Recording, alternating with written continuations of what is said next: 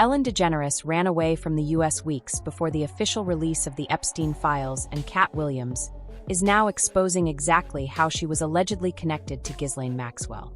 Epstein had someone working for him in Hollywood, and reports are now coming out that Ellen was this person. Her stories have changed so many times about what happens, when it happens, how it happens, with different versions. And each time she speaks, there's a different version.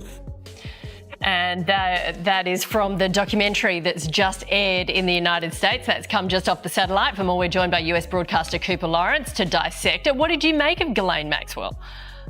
It reminded me of Nobody Taught Me How to Curtsy and I Didn't Inhale. There was a lot of this evidence that came out during the trial that suddenly she's like, no, it's fake. I mean, during the trial, they showed her that photo and she said, yeah, that's me. That's my apartment. I recognize it. And, it was one of the things that indicted her. Now suddenly it's a fake photograph. On June 28, 2022, Ghislaine Maxwell was sentenced to 20 years in federal prison for conspiring with Jeffrey Epstein to engage in inappropriate conduct involving along with a $750,000 fine.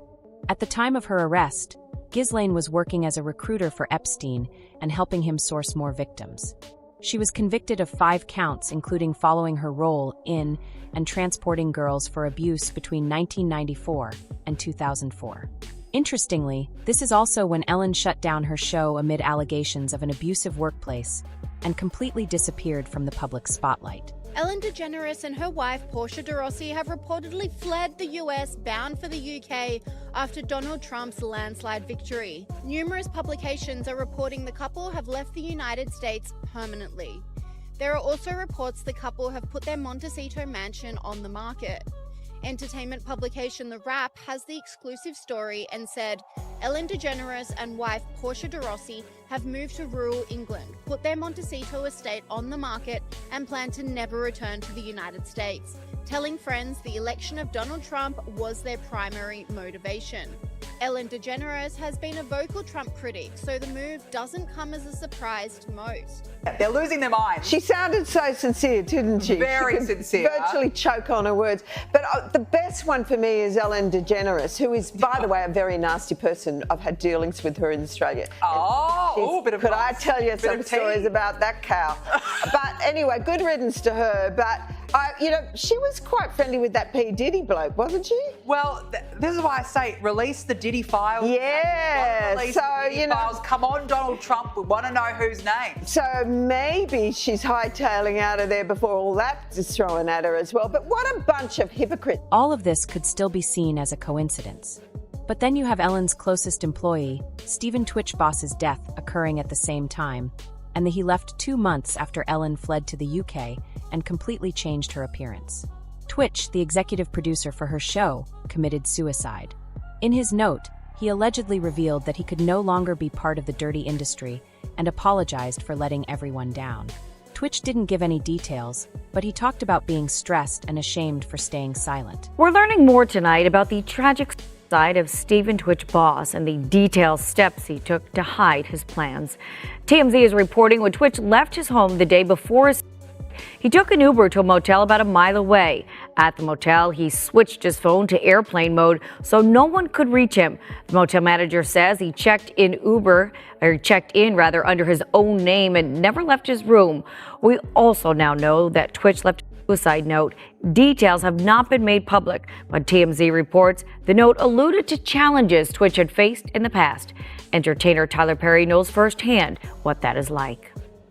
I want to take you back to a time in my life where I tried to commit suicide a couple of times because it was so dark. I thought the only way to make this better, this pain go away, is to end my life. Had any of those attempts happened, I would have missed the best part of my life. This isn't a coincidence.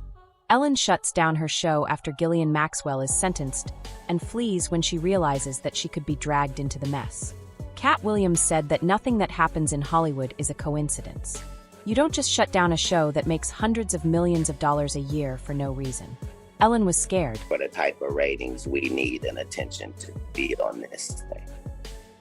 See, what I'm saying is, in business, nothing is coincidental, or you would be hearing who's losing money.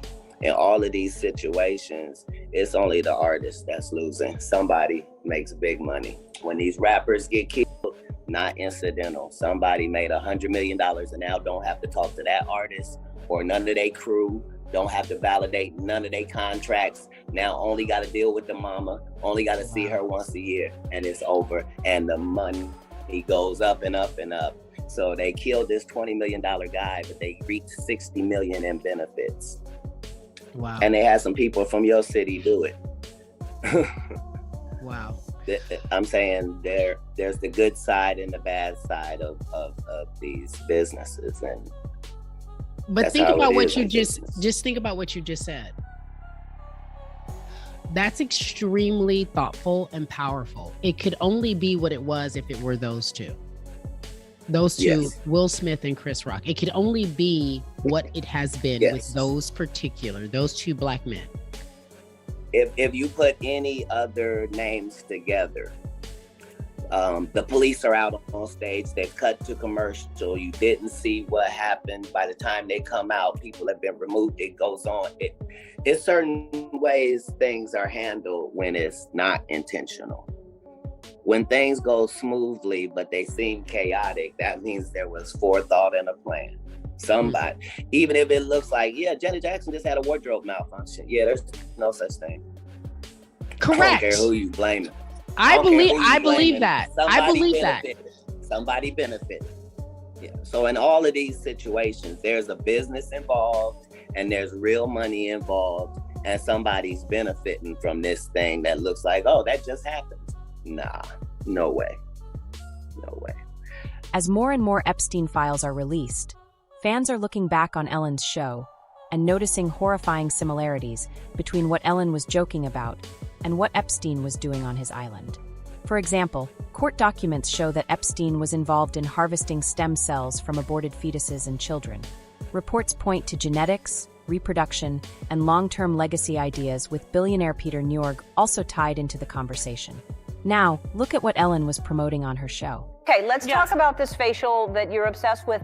How many, did you get the whole cast of Ocean's 8 to do this? Not everybody. Okay, good, smart ones. Just those that I thought would appreciate it. Okay, explain what it is. Well, it's this way in which one forces through microneedling.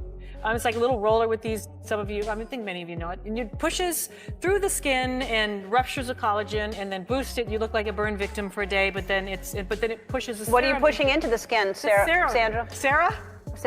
Terry? What are you pushing into the skin? Well, you push in whatever the facialist would like to insert into your pores. But what is it? It is an extraction from a piece of skin that came from a young person far, far away, and they somehow figured out how to extract. It's foreskin from a Korean baby. Other celebrities were doing the same thing. According to some critics, Hollywood was involved in a coordinated effort to normalize this behavior. On March 20th, 2016, Steve Harvey interviewed Michelle Park, an Emmy-winning NBC host, who gave him a preview of Oprah Winfrey's favorite anti-aging cream by Skin Medicica, which is made from the foreskin of underage individuals. The company claims Skin Medica uses foreskin fibroblasts that are used to grow and cultivate new cells. Conspiracy theorists claim celebrities use such products for eternal youth, linking the skincare industry's harvesting of neonatal foreskin cells to alleged elite exploitation. I'm gonna put a little on your hand. I'll do that, Oprah did. Yeah, Oprah did it. All right, so here, we're gonna rub it right in. How come it's red? I'll show you in a sec, Steve. So this is made from growth hormones of human foreskin. The wrinkles has just disappeared. I can't even ball my hand up. So it's made from human foreskin.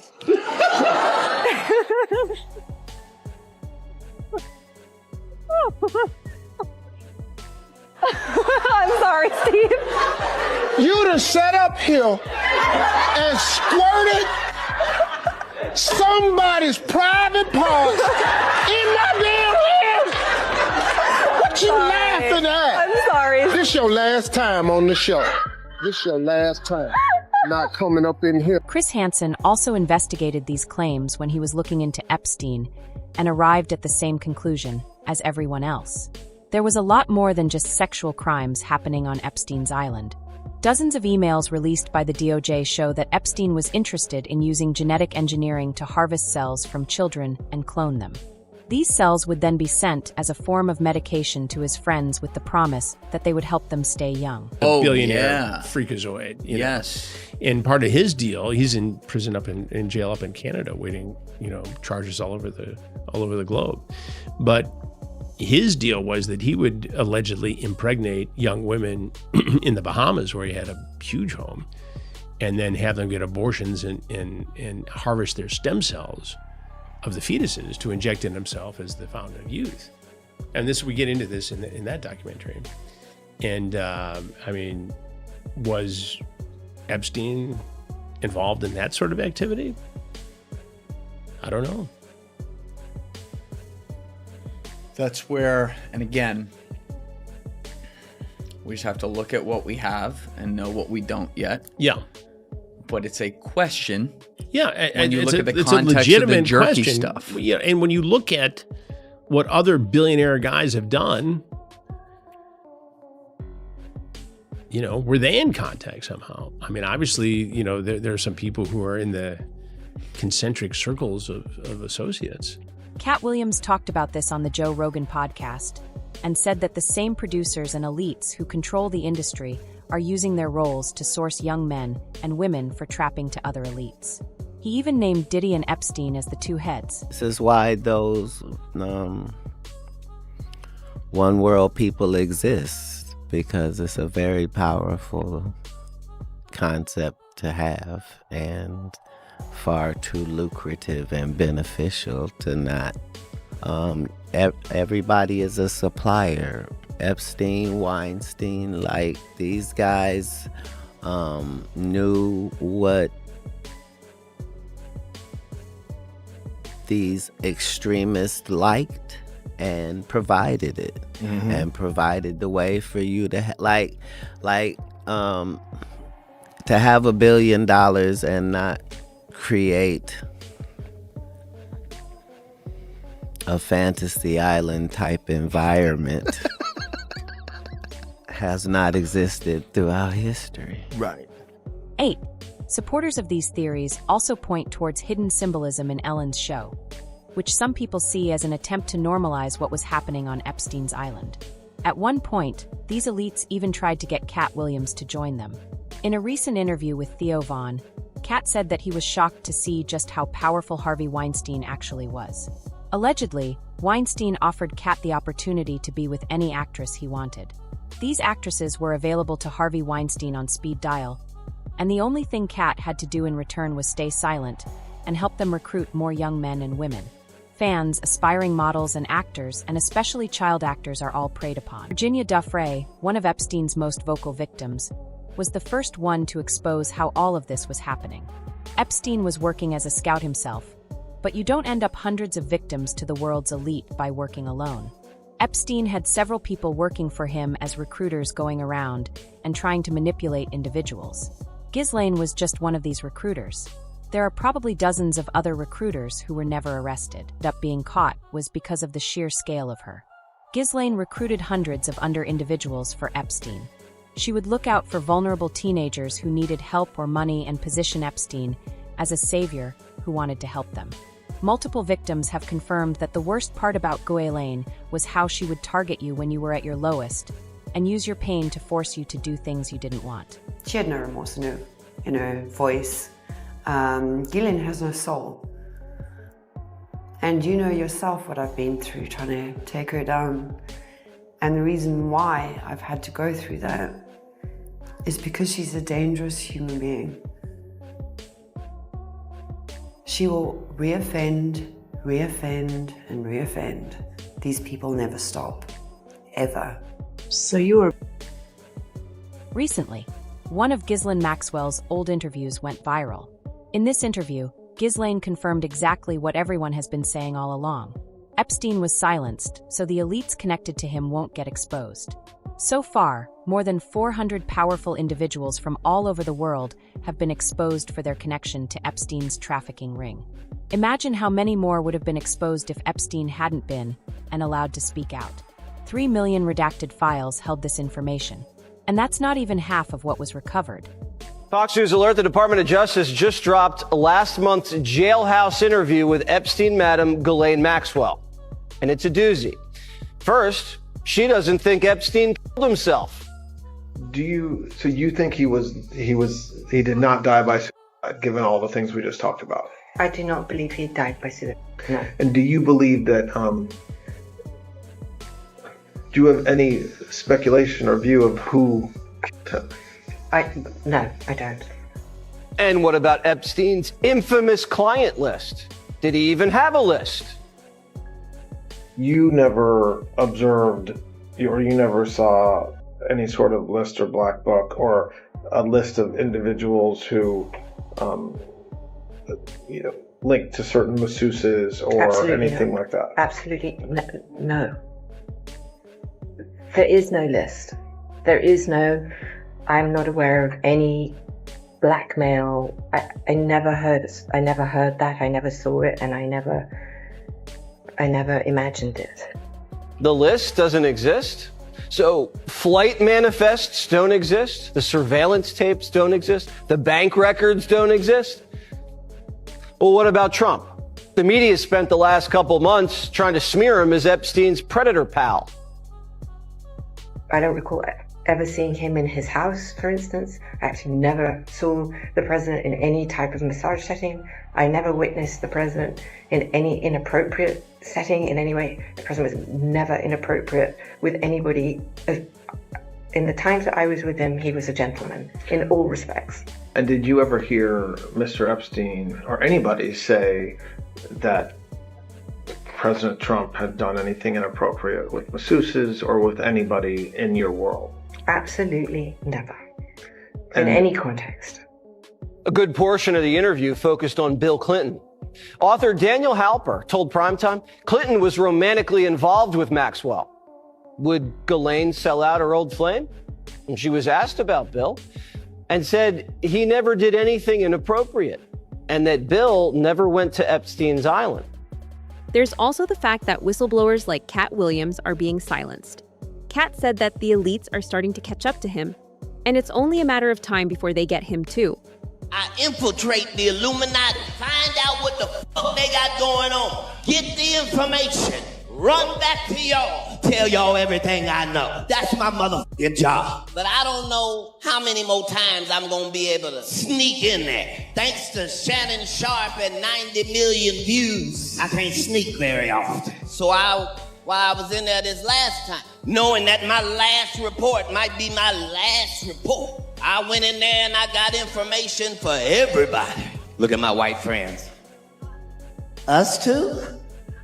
That's right, white secrets. To give you an idea of just how much information is being kept from us, there are emails released by the DOJ where Epstein is clearly talking about trafficking victims to other elites. However, none of the files name these individuals. In fact, hundreds of thousands of files are completely redacted, so the people responsible won't be outed. Question: which one do you prefer, lewd and lascivious conduct or procuring monsters for prostitution? I suppose lewd and lascivious conduct. I would prefer lewd and lascivious conduct with a prostitute if possible. That exchange between Jeffrey Epstein and Ghislaine Maxwell on May 23, 2008 is part of some 18,000 emails from Epstein's personal Yahoo account obtained by Bloomberg News. The emails, which suggest the inbox was most active between 2005 and 2008, include messages spanning 2002 to 2022. Epstein died in 2019, and ends received after that are largely spam or marketing offers. Overall, the emails offer a raw look into the disgraced financier and sex offender's world. While this inbox wasn't the only one he used, the newly uncovered emails do suggest how central Maxwell was to his life, something that contradicts her telling of events. She's characterized herself as a former girlfriend and property manager for Epstein. not someone with eyes into his vast influence machine or sex trafficking operation. She's currently serving a 20-year sentence for conspiring with Epstein to sexually abuse minors. Maxwell was central to curating Epstein's inner circle, according to these emails. In some emails, she's organizing visits with the likes of Sergey Brin and his then-girlfriend Anne Wojcicki.